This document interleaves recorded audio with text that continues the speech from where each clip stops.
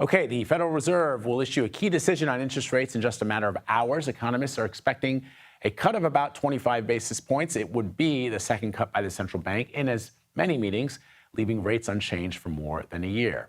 I want to bring in CBS News business analyst Jill Schlesinger, who's joining me for the first time, I think, in Studio 55, at least with me. I'm digging this so cool? much. Look at and this. I just said to our crew, I want a little name that says Jill. They should not see a name. What they should see is what you're watching right there, which is the United States. I mean, it's unbelievable. Isn't it great? All right, it's great to have you. So let's talk about this potential rate cut. What would it mean?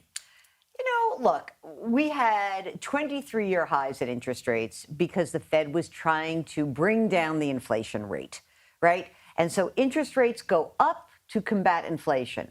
Interest rates come down once you feel like that battle has largely been won. And that is what the Federal Reserve believes, that it has basically vanquished inflation. Now, this, of course, does not mean, I don't want anyone to mistake this as prices are coming down. Right. The rate of increase is going back to normal levels. Prices remain high, Vlad, and I think that's the issue that we heard time and time again over the last 2 years, which is, wow, things are really expensive. But, prices really only go down when you have a horrible recession. You know when prices went down? In the spring of 2020, when the economy was frozen over. So I think the Fed goes by 1/4 percentage point today, as you said. And we're going to have to see how data come in over the next 6, 12 months to see how quickly they get down to what we would call sort of historically normal levels of the federal funds rate, which is around 3% or so. All right. So even before the election was called a few days ago, a friend of mine who works at a big bank called and said, I think that Trump's going to win this because the markets are already sensing it. The markets are feeling pretty zesty. We've seen the markets up big in the last couple of days. But help the audience understand. The market may like this because they see perhaps deregulation on the horizon, but the former president, now president-elect, has also threatened to impose tariffs, which would raise prices for folks at home here. That's what all economists say. So help me understand how the market is assessing this. Yeah, well, first of all, markets aren't always right in their initial assessment, right? So we know that there was a huge move up yesterday. And interestingly, what you saw was sort of a fascinating across-the-board increase. But as you said, those companies that were in industries that are highly regulated, like banking, like energy, like crypto, those companies were up much more broadly. You know what else was up? Interesting. Small company stocks. Why? Because the idea is if we have tariffs and imported goods are more expensive, we're going to leave the inflation story aside for a second. The companies that produce and sell within the United States could benefit, small companies. I think the tariffs are largely something that we hear about all the time, but we don't know how does that impact me. You know how that impacts you? It's like the price of something that is being imported is gone up by 10 or 15 or 20%. And if you choose to buy that imported item, then you're going to pay more.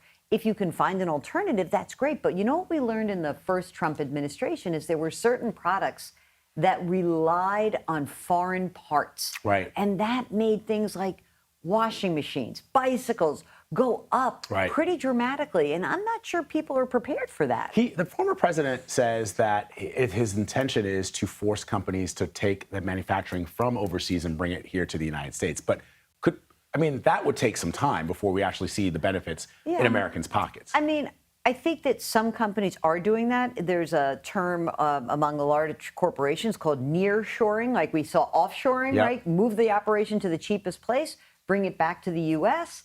So possibly, but it doesn't work for everyone. Right. And I always think about people who will say, well, these big companies, they can just do this or do that. But it's like steering the big cruise ship someplace, I always think about it as, remember when that ship got stuck in the Panama Canal? It's like... Can't get out. But a lot of the small makers, and I go back to like somebody who is bringing in something from overseas that's been a critical component of whatever they're producing. Yeah. And that's not somebody who has like, I'm just going to shift my supply chain elsewhere, or I'm going to just do this. So it's hard to do. Okay, so here's what we don't know. We don't know whether there are going to be tariffs as big as the president-elect says. We don't know what the impact will be. We know that we can see the fear in two ways.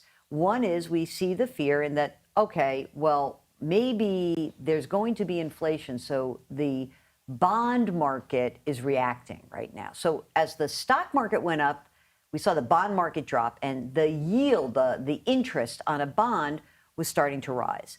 That's an indication that the bond market thinks, hey, wait a second. These tariffs, these policies of very high growth that the president-elect is talking about could create more inflation and could keep the pressure on the Federal Reserve to leave interest rates higher for a longer period of time. And that's something we don't know yet. Again, we're in guess time. When we get the information, we'll be able to do it. What we know today is that the policies that look to be enacted under the next administration will be to keep all of the tax rates as low as possible, to potentially slap tariffs on imported goods, to also probably lighten up regulation. And for a lot of the investing world, that spells good news. Can I say one last thing? Do it. You know, we all talk about regulation. Oh, I don't want regulation. It reminds me of the old story, which is like you're in a small town. You're like, oh, why should we put a traffic light up there? It's just going to gum up traffic. And then there's a horrible accident. We say, why was there no traffic light there? So when the next Silicon Valley Bank collapse occurs. And people say, where's my money? And they say, where are the regulators?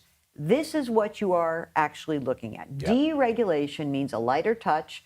It's great for the companies, but when something goes wrong and you want to point your finger, this is part of the game plan that you are adopting. It's a great point, and it's not just with regards to Wall Street. It's the same with, for example, the Environmental Protection Agency, with Health and Human Services, the FDA. The FDA, people don't want them because it stifles growth, it stifles business.